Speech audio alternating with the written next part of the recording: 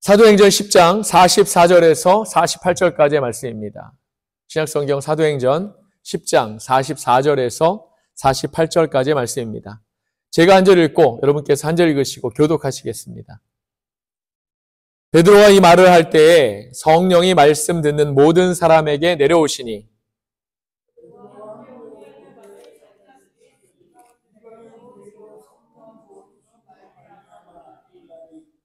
이는 방언을 말하며 하나님 높임을 들음이러라.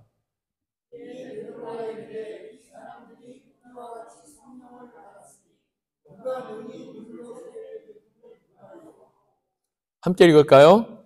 명하여 예수 그리스도의 이름으로 세례를 베풀라 하니라.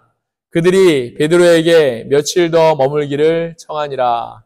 아멘. 살아계신 하나님의 말씀입니다.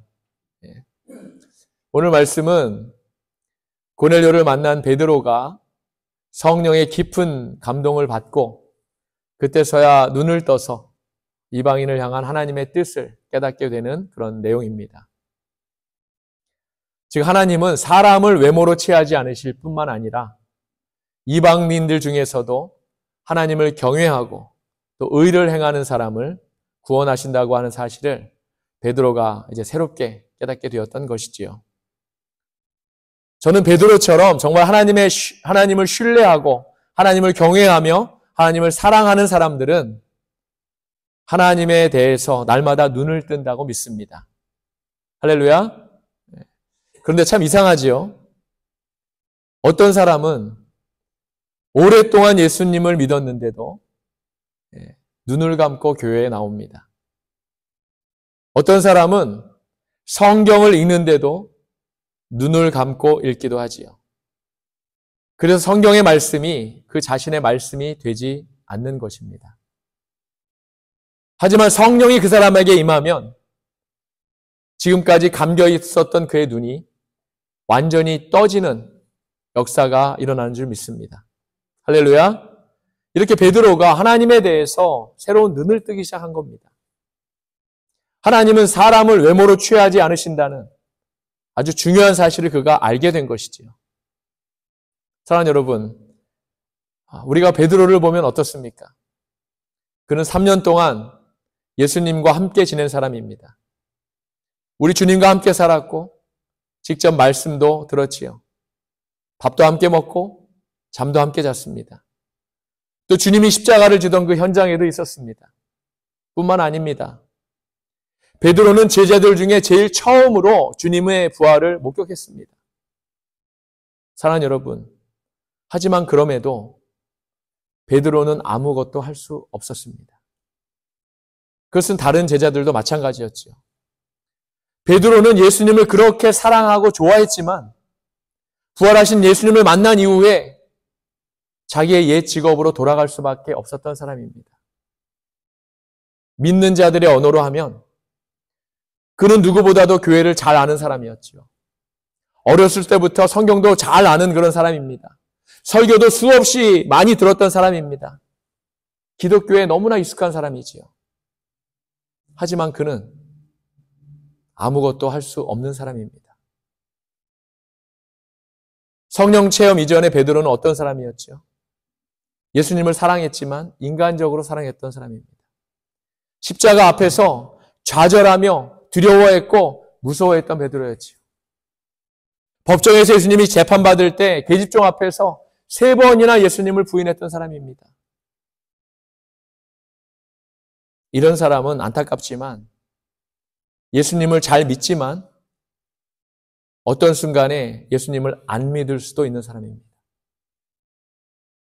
찬송가를 힘차게 부르다가도 분위기가 나빠지면 부르지 않을 수도 있는 사람입니다.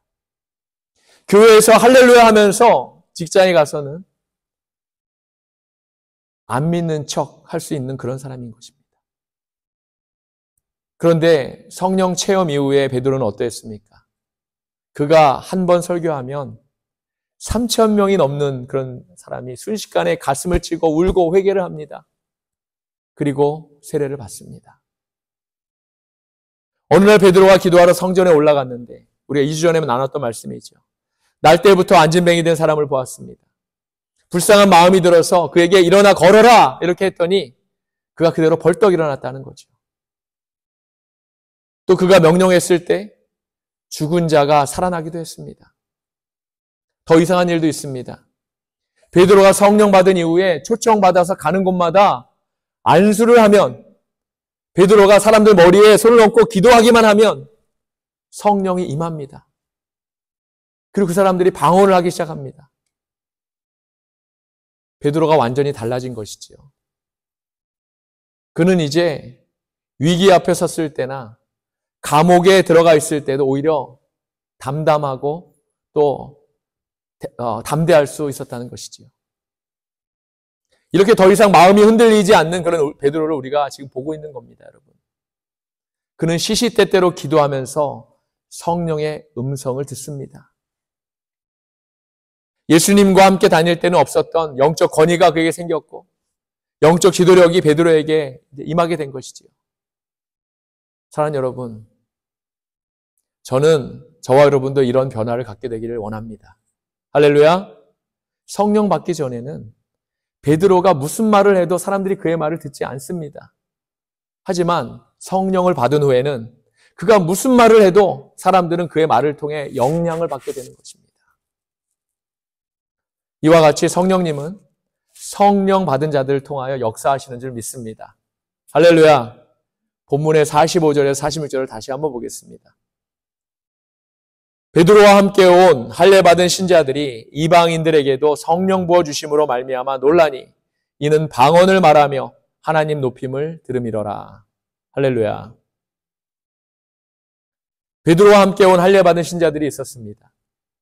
할례 받은 것을 보면 그들은 분명 선택받은 그런 유대인들이었다는 것입니다. 유대인들이 예수를 믿은 겁니다. 이러한 유대인들을 가리켜 우리는 메시아닉 주라고 부르지요. 참 귀한 사람들입니다. 유대인으로서 예수를 믿는다는 건 참 귀한 일입니다. 그런데 이 사람들 때문에 나중에 초대교회가 어려워지기도 하는 사건이 일어납니다. 그들은 베드로가 설교를 하는 순간에 말씀을 듣고 있던 이방인들에게 성령님이 강력하게 임하는 것을 보고 굉장히 놀랐습니다. 자기들만 그런 특권이 있는 줄 알았거든요. 자기들만 선택받은 줄 알았습니다. 그런데 이방인들에게도 성령이 강력하게 임하는 것을 보고 그들은 정말 너무 놀란 겁니다. 여기서 우리는 성령님에 대한 두 번째 사실을 배우게 됩니다. 그것은 성령이 임하실 때는 어떤 독특한 기사와 표적들이 나타난다는 그런 사실입니다. 사실 여러분이 오늘 주일에 예배에 나오신 것, 여러분 스스로 나오신 것이 아닙니다, 여러분. 성령의 역사로 교회에 나오신 것입니다. 이렇게 성령이 우리에게 임하시면 가끔 기도하다가 조용히 어려운 사람을 구제하고 도와주고 싶은 마음이 생깁니다. 그 영혼들 불쌍하다는 그런 마음이 생깁니다. 남몰래 봉사하고 싶은 그런 마음이 생기기도 하고 남몰래 선교하고 또 헌금하고 싶은 그런 마음도 생기죠. 이런 것들이 다 성령의 역사입니다, 여러분.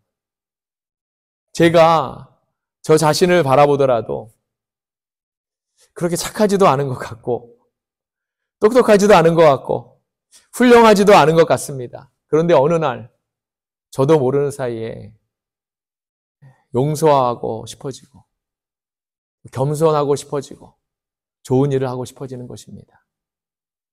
바로 성령의 역사입니다. 오순절날 성령이 임했을 때 표적들이 나타났습니다. 갑자기 급하고 강한 바람 같은 소리가 임해서 온 집에 가득했다고 성경은 말씀하고 있지요.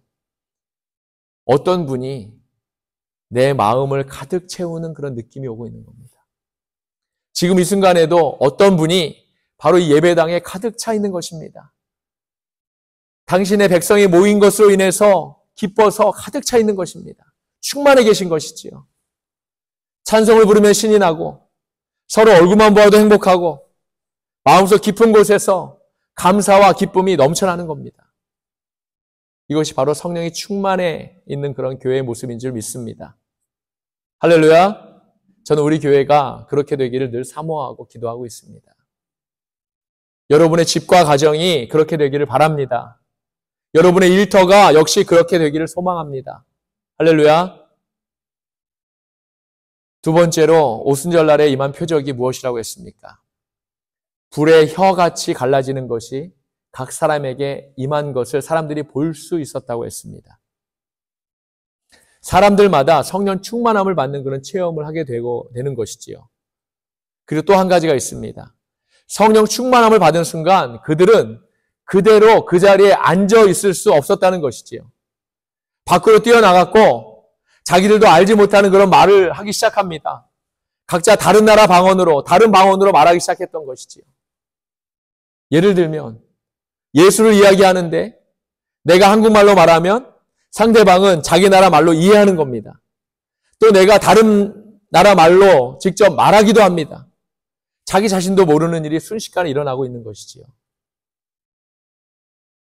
대개 성령 체험 없이 예수님을 믿는 사람들은 예수를 조용히 믿어야 한다고 생각합니다.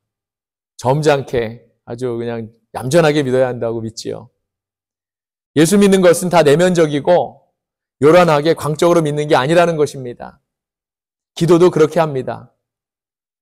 조용히 믿지 못해 왜 이렇게 요란하게 믿느냐고 하는 사람도 있습니다.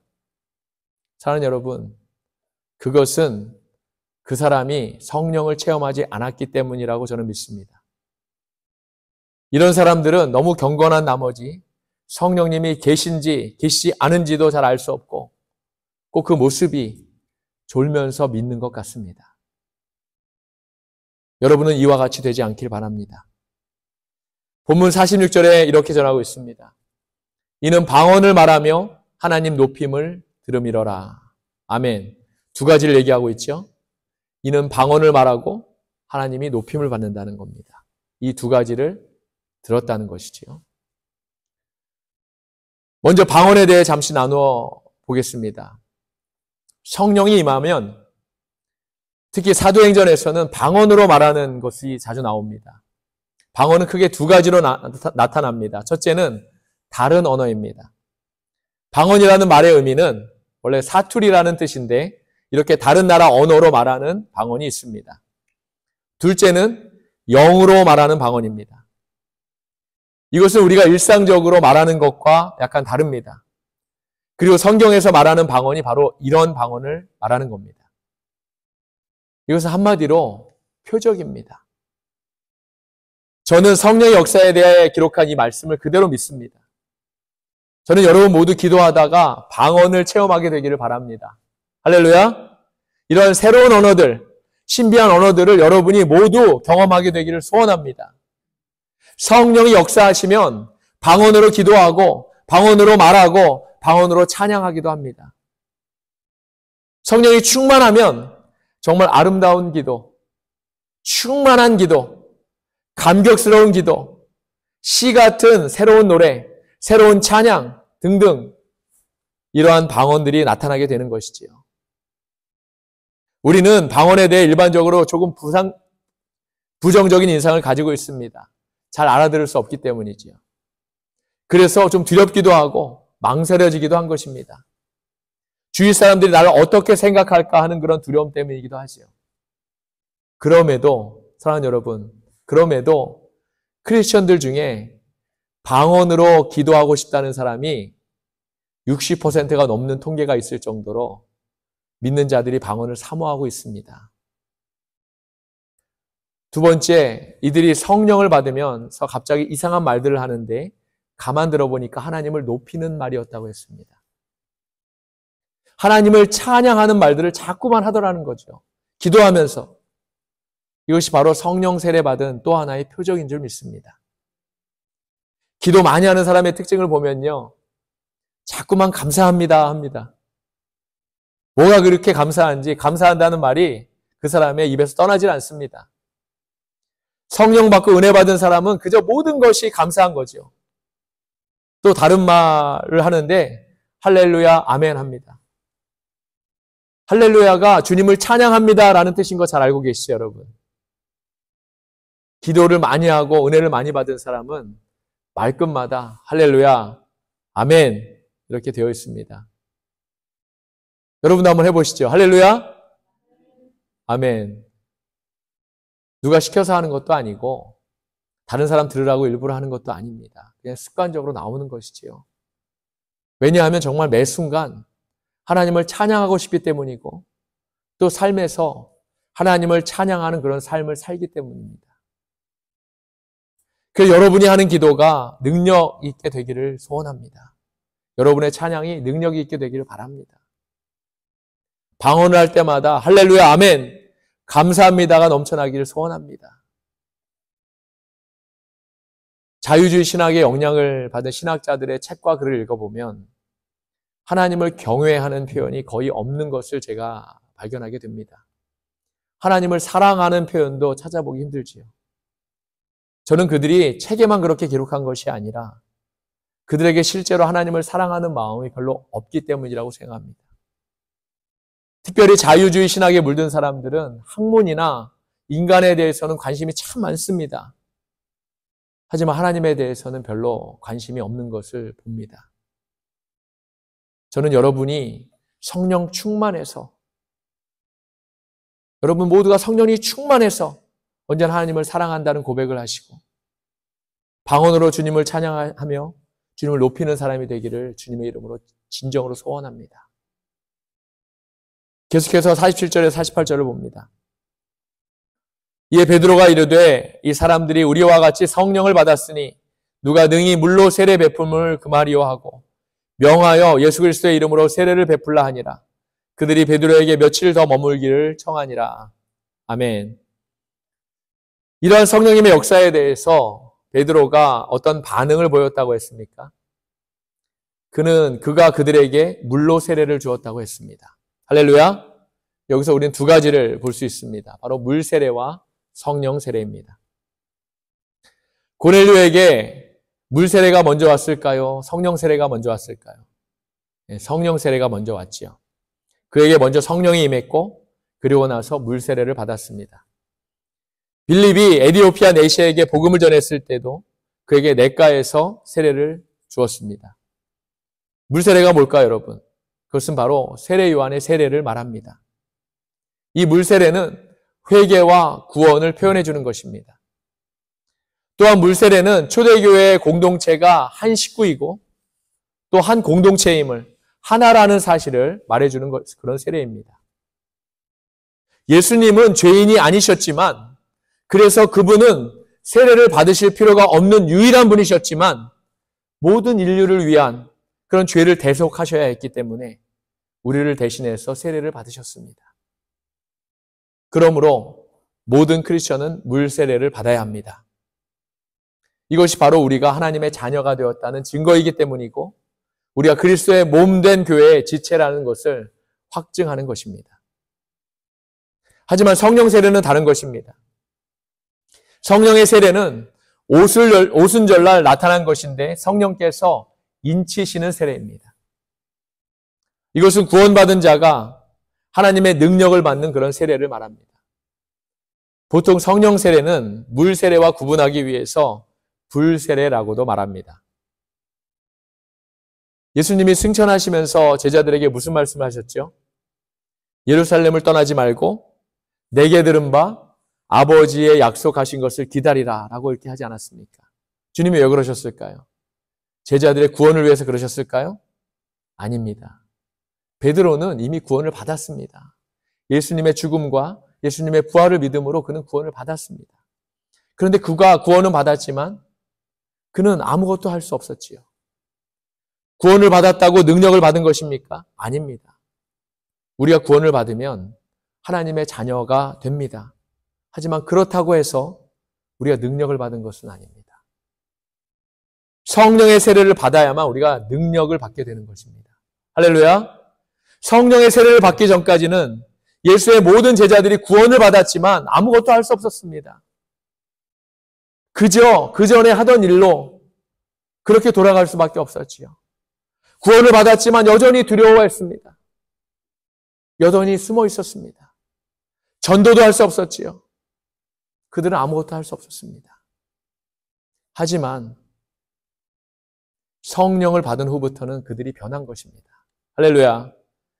이것이 바로 물 세례와 성령 세례의 차이인 것입니다. 사랑하는 여러분, 우리 모두는 물 세례를 받아야 합니다. 아멘?